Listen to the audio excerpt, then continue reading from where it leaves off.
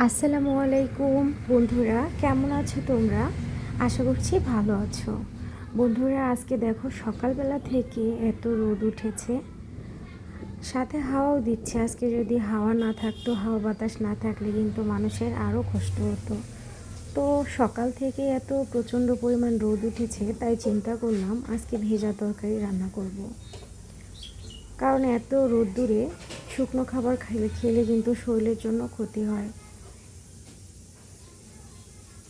তো আমি সকালবেলা থেকে কাটা বাছা সব কিছু রেডি করে নিয়েছি। তো আজকে দুই পদে মাছ রান্না করব, বাটা মাছ আর তেলাপিয়া মাছের দো পেঁয়াজা করব।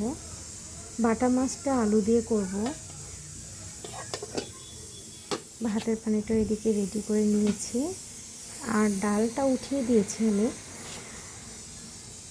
আর বুবিকে কাটতে দিয়েছি পেঁয়াজ।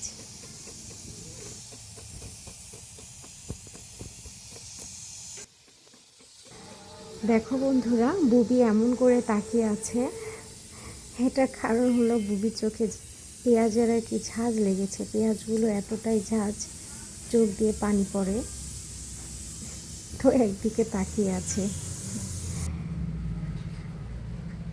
আর এদিকে দেখো বন্ধুরা, আমার এই ফুল গাছগুলোতে মাশাআল্লাহ কি সুন্দর ফুল ফুটেছে, কি সুন্দর লাগছে।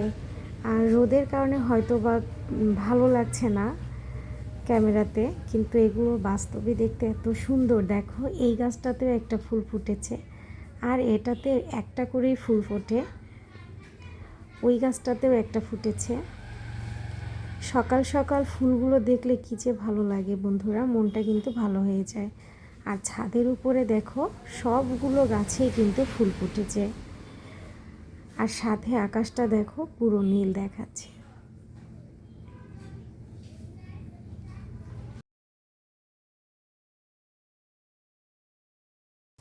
মিনিকেও সকাল সকাল খাবার দিয়ে দিয়েছি, আর মিনির মেয়ে জাফরান এখনও খাবার খাওয়া শেখেনি।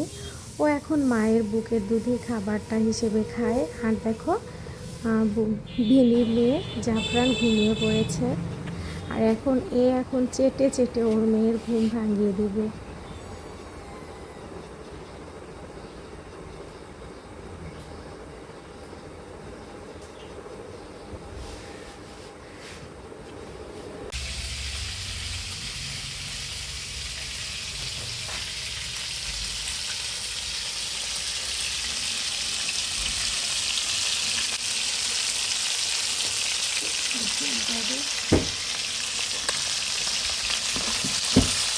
কথা বলো তুমি।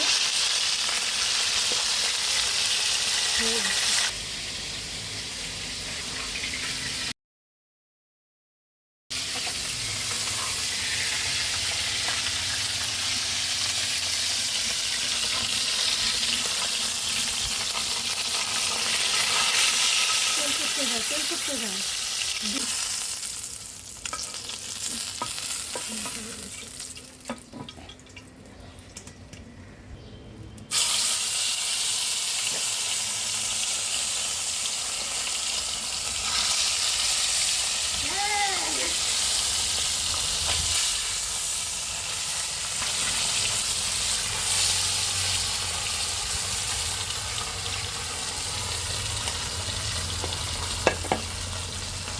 মাছটা ভালোই লাগছে খাইতে।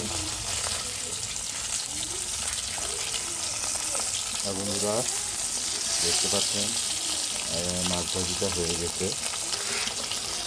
একটু পরে আমরা এটা নামাই ফেলবো।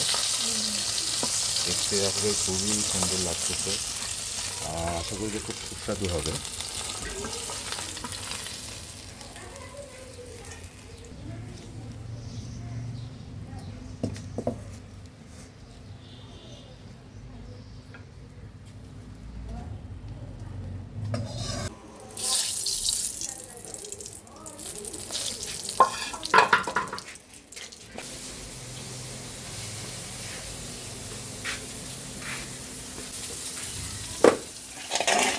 তেলাপিয়া মাছটা দো পেঁয়াজা করার জন্য আমি পেঁয়াজ বেরেস্তা করে নিচ্ছি, আর কয়েকটা কাঁচামরিচ ফালি দিয়েছি।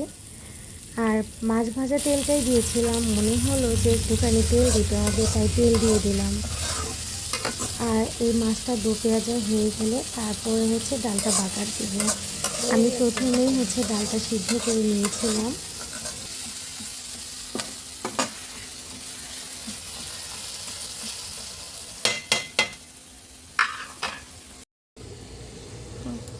পেঁয়াজ রসুনটা এখন উঠিয়ে দিয়েছি বাগারের জন্য, ডাল বাগার দিব।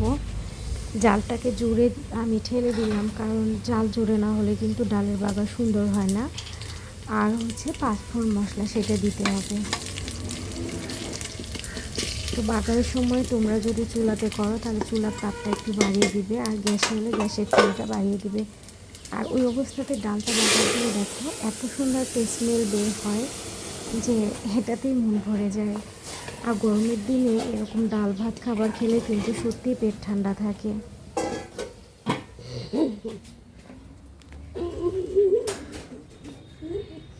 এদিকে দেখো আমি আলু কুচি করে নিয়েছি। এটা হচ্ছে বাটা মাছ মাখা করব, সেজন্য মানে হাতে মাখা করব না, মশলাটাকে ভুনো করে ভুনিয়ে নিয়ে তারপরে আলুটা দিব, তারপরে মাছ দিয়ে একটু নেড়ে ছেড়ে পানিতে ঢেকে দিব। এভাবে করলেও ভালো হয়, আবার হাতে মাখা করলেও ভালো হয়, কিন্তু সেটা যদি টাটকা মাছ হয় না তখন কিন্তু ওই ক্ষেত্রে মাখা তরকারিটা স্বাদ লাগে। কিন্তু যেহেতু আজকে আমার তরকারিগুলো মানে টাটকা না, মানে মাছগুলো ফ্রিজে ছিল, সেই জন্য মশলা ভুনে নিয়ে তারপর হচ্ছে তরকারিটা রান্না করব। দেখো ডালটা উতলে গিয়েছে, ডালটাকে নামিয়ে নিচ্ছি।